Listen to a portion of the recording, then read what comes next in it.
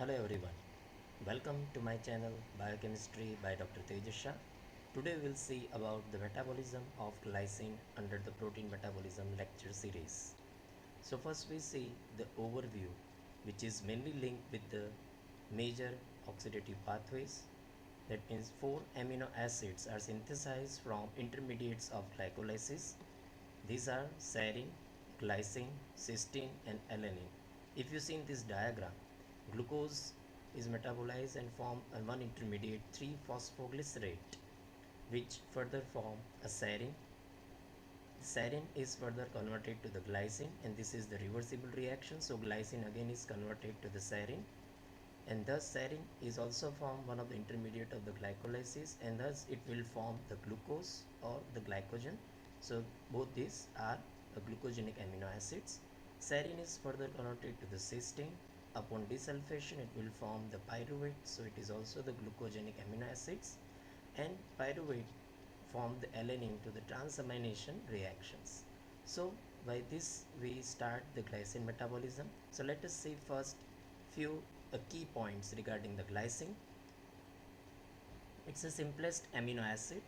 You can see in this structure also it has a carboxyl group, amino group, one hydrogen, and in the R group there is hydrogen is there. So two hydrogen groups are there.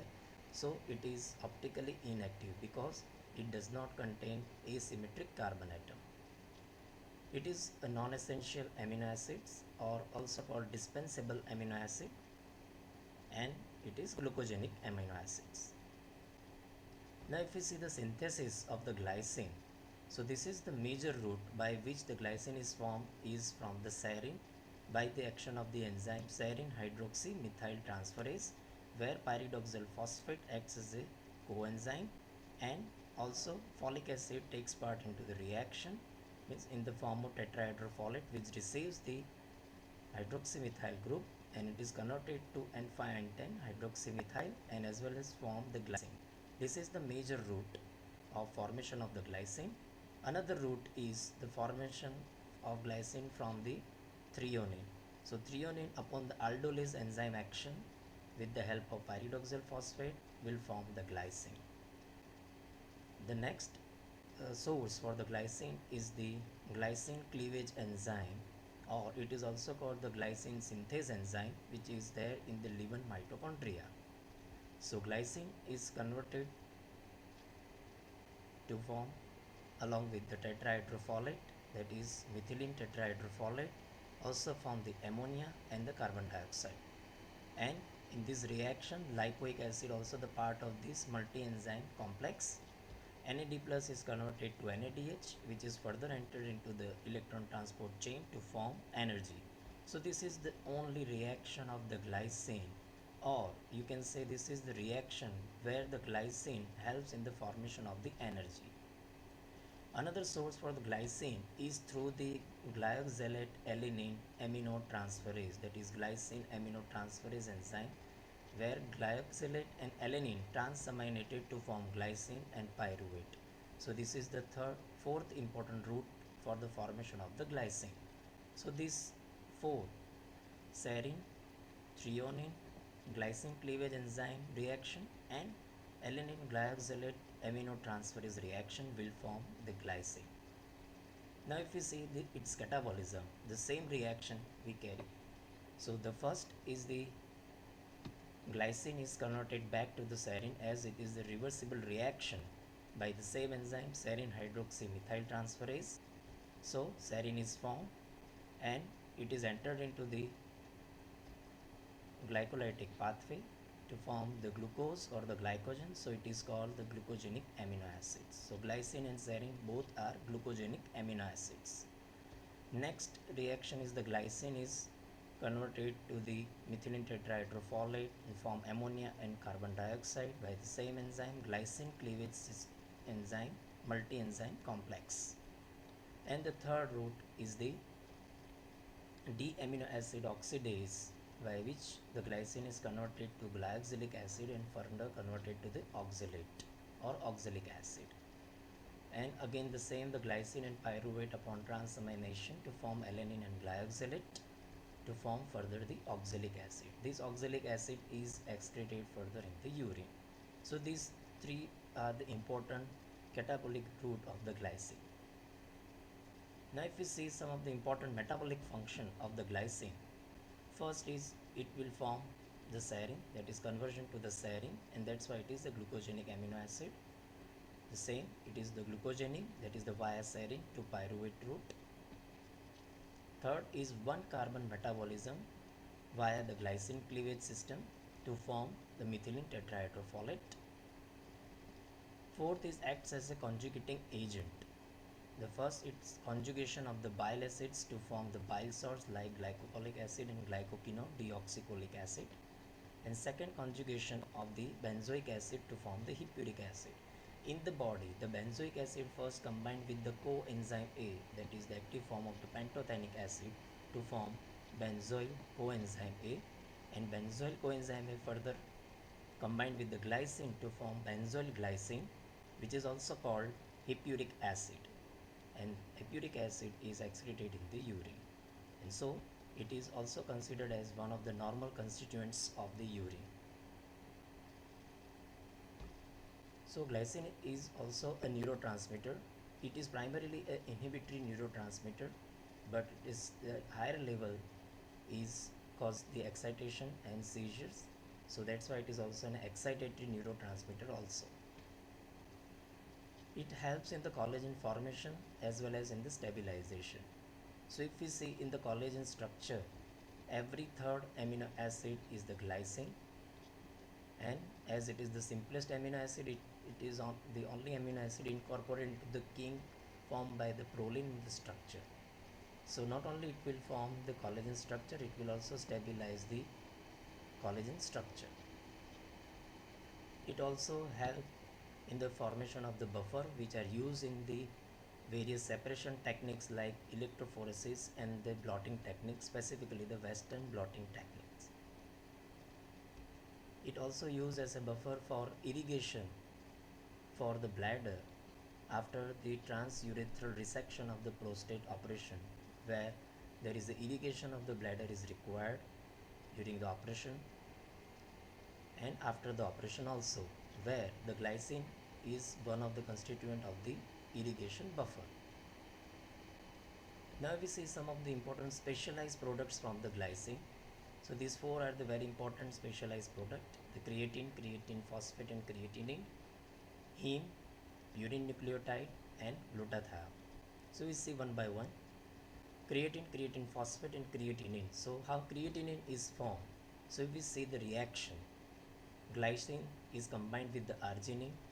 With the help of enzyme glycine arginine amidotransferase, amide group is transferred so as to glycine is converted to the guanidinoacetic acid as well as ornithine. So guanidinoacetic acid further receives the methyl group from the S-adenosyl methionine to form creatine, and itself is converted to S-adenosyl homocysteine, and the enzyme is guanidinoacetate methyl transferase. So first step is taking place inside the kidney, and this step the methyl transferase reaction occurs inside the liver. So the first creatine is formed, then creatine receives the phosphate from the ATP and to form creatine phosphate by the enzyme creatine kinase. This reaction takes place in the muscles. Then further creatine phosphate is upon converted to the creatinine by the non-enzymatically in the muscle. So creatinine is also considered as an anhydride form of the creatine phosphate.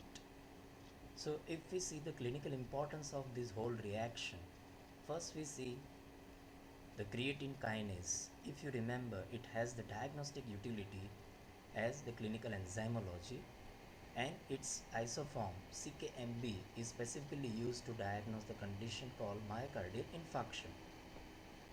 Next is the creatine phosphate is considered as an energy source in the muscle, which provide the energy during the muscular contraction, and the reaction is called the Lohmann's reaction. And third, the creatinine, it is excreted in the urine, so its estimation is one of the important renal function tests. Second is the glycine. is important for the heme biosynthesis and further to produce the hemoglobin. So this is the reaction. The first step, the glycine combined with the succinyl coenzyme A. Enzyme is the aminolevulinic acid synthase to form delta aminolevulinic acid, which is further steps form the heme. So for heme synthesis, glycine play a very important role. Then it also helps in the formation of the purine. Here you can see the purine ring structure. This orange highlighted area, this whole part is provided by the glycine, that is carbon 4, carbon 5th and the 7th nitrogen. So thus glycine helps in the purine synthesis. Next is the glutathione. If you see, the glutathione is the tripeptide. Its chemical name is gamma glutamyl cysteine glycine. So here you can also see the glycine also helps in the formation of the glutathione, and its active or active group which participate, that is the sulfhydryl group. So glutathione play a very important role as in the Maester cycle, or it is also called gamma glutamyl cycle. If you remember the absorption of the amino acid, it helps. Then it also helps in the free radical scavenger. It also helps in detoxification reactions. So this is the importance of the glutathione. Now if we see the clinical significance with regard to the glycine, again we come back to the same reaction that we initially discussed, that is synthesis and catabolism. So the important breakdown of the glycine to form the methylene tetrahydrofolase, this reaction by the enzyme glycine synthase or glycine cleavage enzyme, if this enzyme is absent, the glycine level is increased and the condition is called non-ketotic hyperglycinemia. So when the glycine level is increased, it is also, you can see it is also acts as a neurotransmitter. So its level is increased, so it may lead to the seizures, convulsions or excitations. So neurological symptoms are seen. And the second reaction, that is alanine glyoxylate aminotransferase, if this enzyme not truly called deficient, but it is called a protein targeting defect, as this enzyme primarily seen in the hepatic peroxisomes, but in these patients the enzyme is located into the mitochondria, so enzyme becomes inactive. So the glyoxylic acid pool is accumulated and it is converted to the oxalic acid. So ultimately oxalic acid is also increased. So the condition is called primary hyperoxaluria type 1, in which there is oxalic acid level is increased. So as it is excreted in the urine, so more and more oxalate combines with the calcium to form calcium oxalate stone in the kidney, and ultimately it will lead to the renal failure, urolithiasis, and also called hematuria. So these two important clinical conditions with respect to the glycine. So these are the important sources by which oxalic acid is derived, that is one of the glycine to the glyoxylic acid. Dietary, from the dietary green leafy vegetables, the oxalic acid is derived, and vitamin C or ascorbic acid also provide the oxalic acid, but this is the minor source. So what are the treatment aspect to reduce the oxalic acid? So there is increased water intake is advisable to cause oxalate excretion, and second is the restriction of the dietary oxalate. For example, tea, cocoa, spinach, beetroot, leafy vegetables must be restricted in the diet. So in a summary, if we see the importance of the glycine, it helps in the formation of the serine, and thus it helps in the formation of the glucose also. So it is a glucogenic.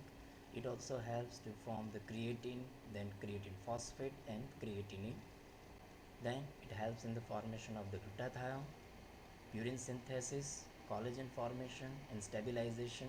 One of the other constituents of the proteins, helps in the detoxification reactions, helps to conjugate the bile acids to form bile salts, helps in the synthesis of the heme and further hemoglobin formation, and glycine through the glyoxylate catabolism form the formyl tetrahydrofolate. So thank you everyone. Like, share and subscribe to my channel and click the bell button to get all the notifications.